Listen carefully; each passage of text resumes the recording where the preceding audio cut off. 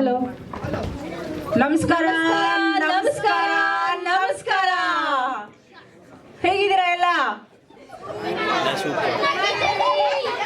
ಬರೀ ಮಕ್ಕಳ ವಾಯ್ಸ್ ಕೇಳಿಸ್ತಿದೆ, ದೊಡ್ಡವ್ರದ್ದು ಯಾರ್ದು ಕೇಳಿಸ್ತಾ ಇಲ್ಲ. ಹೇಗಿದ್ದೀರಾ ಎಲ್ಲ? ಗುಡ್. ಕಾರ್ಯಕ್ರಮಕ್ಕೆ ಬಂದಿರುವಂತ ಎಲ್ಲ ಕನ್ನಡಾಭಿಮಾನಿಗಳಿಗೆ ನಾನು ಜ್ಯೋತಿ ಹಾಗೂ ನಾನು ಸೋನಿಯಾ ನಮ್ಮ ಕಡೆಯಿಂದ ತುಂಬ ಹೃದಯದ ಧನ್ಯವಾದಗಳು. ನಿಮಗೆಲ್ಲ ದೀಪಾವಳಿ ಹಾಗೂ ಕನ್ನಡ ರಾಜ್ಯೋತ್ಸವದ ಹಾರ್ದಿಕ ಶುಭಾಶಯಗಳು ಕೂಡ. ನಮ್ಮ ಕನ್ನಡಿಗರು ಎಲ್ಲೆಲ್ಲಿಲ್ಲ ಹೇಳಿ? ಲಂಡನ್, ಮ್ಯಾಂಚೆಸ್ಟರ್, ಎಡಿನ್ಬ್ರಾ, ರೆಡಿಂಗ್, ಹೀಗೆ ಎಲ್ಲ ಕಡೆ ನಾವು ಹರಡ್ಕೊಂಡಿದ್ದೀವಿ ಅಲ್ವಾ? ನಮ್ಮ ಕನ್ನಡಾಭಿಮಾನವನ್ನ ಬೆಳೆಸಿ ಉಳಿಸಿ ಮತ್ತು ಮುಂದಿನ ಪೀಳಿಗೆಗೆ ಕನ್ನಡದ ಮಹತ್ವವನ್ನು ತಿಳಿಸೋದು ನಮ್ಮ GB ಕನ್ನಡಿಗರ ಕನಸು ಮತ್ತು ಪ್ರಯತ್ನ. ಹೌದು, ಹಾಗಾಗಿ ವರ್ಷಕ್ಕೊಮ್ಮೆ ಆದರೂ ಎಲ್ಲ ಕನ್ನಡಿಗರನ್ನು ಒಂದುಗೂಡಿಸಿ ಹಬ್ಬ ಸಂಭ್ರಮವನ್ನ ಮೆರೆಯೋಣ ಅಂತ GB ಕನ್ನಡಿಗರು ಈ ಕಾರ್ಯಕ್ರಮವನ್ನು ಆಯೋಜಿಸಿದ್ದಾರೆ.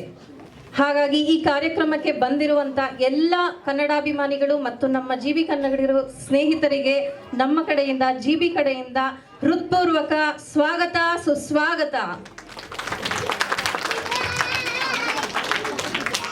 ಈ ವೀಕೆಂಡ್ ಬ್ಯುಸಿ ಸ್ಕೆಡ್ಯೂಲಲ್ಲಿ ಮಳೆ ಬೇರೆ ಬರ್ತಾ ಇದೆ, ಹೊರಗಡೆ ಮಳೆಯಲ್ಲಿ ಚಳಿಲಿ, ಆದರೂ ಎಲ್ಲರೂ ಇಷ್ಟೊಂದು ಜನ ಇಷ್ಟು ಚಿಕ್ಕ ಸಮಯದಲ್ಲಿ ಎಲ್ಲರೂ ಬಂದ್ಬಿಟ್ಟು ಇಲ್ಲಿ ಒಂದುಗೂಡಿದ್ ನೋಡೋಕ್ಕೆ ನಮ್ಗೆ ತುಂಬ ತುಂಬ ತುಂಬ ಖುಷಿ ಆಗ್ತಾ ಇದೆ. ಹೌದು, ನನಗೂ ಅಷ್ಟೇ. ಎಲ್ಲರೂ ಎಷ್ಟು ಚೆನ್ನಾಗಿ ರೆಡಿಯಾಗಿ ಬಂದಿದ್ದಾರೆ, ಮಕ್ಕಳಿಂದ ಹಿಡಿದು ದೊಡ್ಡವರಿಂದ ಹಿಡಿದು ಎಲ್ಲರನ್ನೂ ಇಷ್ಟು ಸಂಖ್ಯೆಯಲ್ಲಿ ನೋಡೋಕ್ಕೆ ತುಂಬ ಖುಷಿ ಆಗ್ತಿದೆ. ಧನ್ಯವಾದಗಳು ನಿಮ್ಮೆಲ್ಲರಿಗೂ, ನಮ್ಮ ಹೃತ್ಪೂರ್ವಕ ಧನ್ಯವಾದಗಳು ಮತ್ತೊಮ್ಮೆ ಕಾರ್ಯಕ್ರಮಕ್ಕೆ ಬಂದಿರೋದಕ್ಕೆ. ಈಗ ನಾವು ನಾಡಕವಿ ಕುವೆಂಪು ಅವರವರು ರಚಿಸಿದ ನಾಡಗೀತೆಯನ್ನು ನಿಮ್ಮ ಮುಂದೆ ಹಾಕುತ್ತೇವೆ. ದಯವಿಟ್ಟು ಎಲ್ಲರೂ ಎದ್ದು ನಿಂತು ನಾಡಗೀತೆಗೆ ಗೌರವವನ್ನು ಸೂಚಿಸಬೇಕಾಗಿ ವಿನಂತಿ.